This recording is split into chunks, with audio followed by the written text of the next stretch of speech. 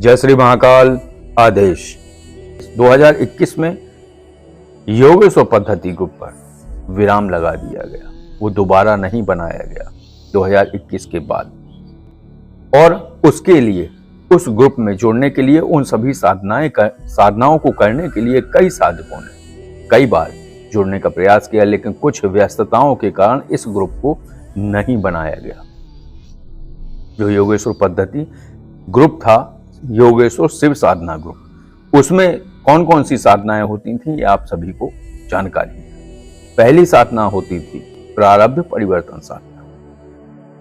दूसरी साधना होती थी नवग्रह दोष निवारण साधना। तीसरी साधना थी धन ऐश्वर्यदायी मां महाकाली साधना। चौथी साधना होती थी नवाण मंत्र साधना, जिससे साधक का ओरा और मजबूत हो जाए। पांचवी साधना होती थी कपाली भैरव बाबा की साधना। और आगे की अग्रिम साधना होती थी माता कालेश्वरी की साधना। माता कालेश्वरी के बारे में आप सभी को जानकारी है, क्योंकि महातंत्र काट साधना जो होती है उसमें माता कालेश्वरी के बारे में विस्तृत रूप से आप सभी को जानकारी दी गई है। क्योंकि जो माता कालेश्वरी हैं वो अपने साधक को प्रचंड से भी प्रचंड तंत्रवार से बचा लेती हैं। और कैसे बचा लेती हैं? उस शक्ति के लिए वो व्यक्ति अदृश्य हो जाता है, उसे दिखाई नहीं देता है। अब किसी तांत्रिक द्वारा मान लो ब्रह्म राक्षस को भेजा गया उस साधक के ऊपर जो माता कालेश्वरी की साधना करे हुए। ब्रह्म राक्षस आया तो ब्रह्म राक्षस को वो साधक जो कालेश्वरी की साधना करे हुए है वो नजर ही नहीं आएगा। वो किस पर वार करे, वो किसे प्रताड़ित करे, वो नहीं प्रताड़ित कर पाता है। तो ऐसे माता कालेश्वरी की जो आराधना करता है वो, और कुछ मंत्र हैं विशिष्ट, उन मंत्रों का जब वो जाप कर लेता है तो वो किसी भी तंत्रवार से स्वतः ही सुरक्षित हो जाता है और उसके परिजन भी सुरक्षित हो जाते हैं। फिर जो अंतिम साधना थी वो थी प्रथम चरण सोधनी देवी की साधना, लेकिन उसमें एक साधना और जोड़ी गई। जो 64 योगिनियां हैं उन सभी 64 योगिनियों की एक स्तोत्र में स्तुति और उनकी साधना। तो 64 योगिनियों की एक साथ साधना उसमें जो है समाहित थी, और वो भी 11 दिन की साधना थी। एक स्तोत्र था, उसको जाप करना होता था, और किस तरीके से करना होता था, क्या हवन सामग्री होती थी, ये योगेश्वर पद्धति में कराई गई। लेकिन इसके बाद एक और साधना जोड़ी गई, नवनाग साधना। ये तो हो गया योगेश्वर पद्धति के विषय में।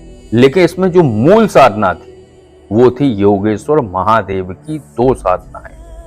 वो दोनों साधनाएं कैसी थी? एक साधना थी सर्व कार्य सिद्धि प्रयोग, दूसरा था सर्व तंत्र काट साधना।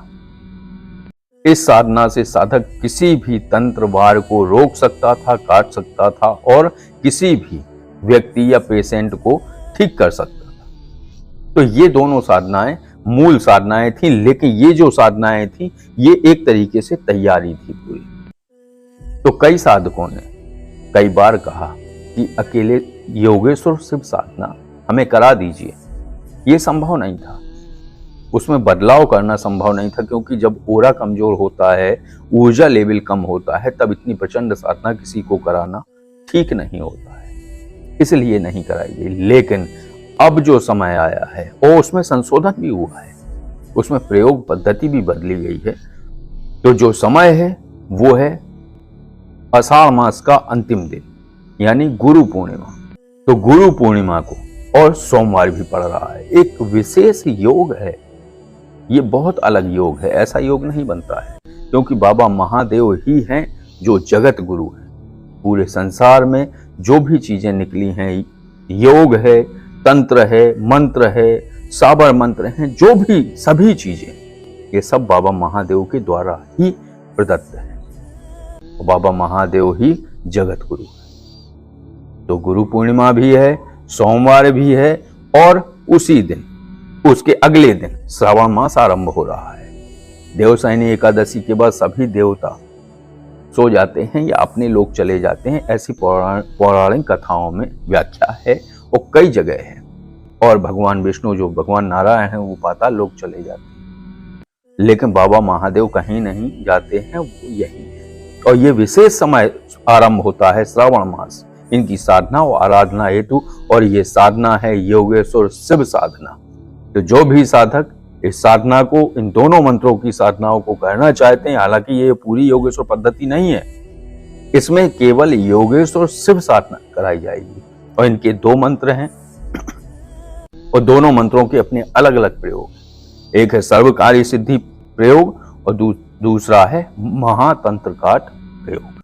इससे आप घर की लित कर सकते हैं, किसी भी पीड़ित व्यक्ति से किसी भी प्रकार की प्रचंड से भी प्रचंड और नकारात्मक से भी नकारात्मक ऊर्जाओं को आप हटा सकते हैं। इस साधना को करने के बाद आपको प्रयोग बताए जाएंगे, सारी प्रक्रियाएं कराई जाएंगी, और ये साधना ग्रुप जो है ये 1 महीने चलेगा।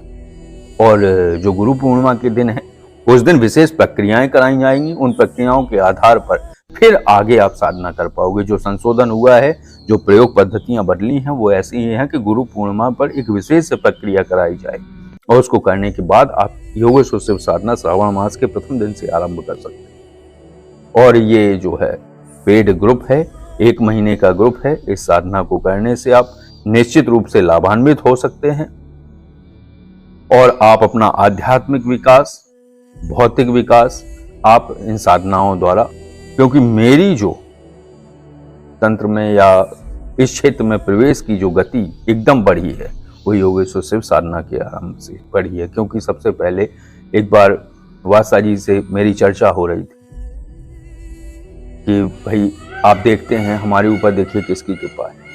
तब फिर ऐसे आपको पता है वो कथाएं वासा जी ने पुराना चैनल था उस पर बताई हुई हैं। तो मैंने सर्वप्रथम जो भी साधना की थी साधना के रूप में, क्योंकि हनुमान जी की आराधना और साधना मैं बहुत पहले से कर रहा हूँ, 2002 से लगभग हनुमान जी की साधना आराधना करते करते 2011 तक की और 2012 तक की। इसके बाद जो साधना आरंभ हुई 2013 के बाद, वो योगेश्वर महादेव की कृपा से सारी चीजें संभव हुई और इस तरीके से आगे जो है अग्रसर हो पाए। तो आपका जो आध्यात्मिक विकास है और भौतिक विकास, दोनों विकास इन दोनों साधनाओं संभव है। तो आप अगर ये दोनों साधनाएं करना चाहते हैं तो इसको आप रविवार तक अपना रजिस्ट्रेशन करा लीजिए, क्योंकि सोमवार से ये साधनाएं आरंभ हो जाएंगी और श्रावण मास का आखिरी दिन है। गुरु पूर्णिमा के दिन से ये प्रक्रियाएं शुरू हो जाएंगी। दिन के दोपहर के 12 या 1 बजे के बाद फिर किसी को भी इसमें ऐड नहीं किया जाएगा। और जो भी साधक जोड़ना चाहते हैं योगेश्वर शिव साधना में, जो कि 2 मंत्र हैं और 2 साधनाएं हैं, और दोनों साधनाओं को करने से साधक अपना आध्यात्मिक विकास कर सकता है, तंत्र क्षेत्र में आगे बढ़ सकता है और सभी शक्तियों की कृपा प्राप्त कर सकता है। तो आज के वीडियो को विराम देते हैं। आदेश। जय श्री महाकाल।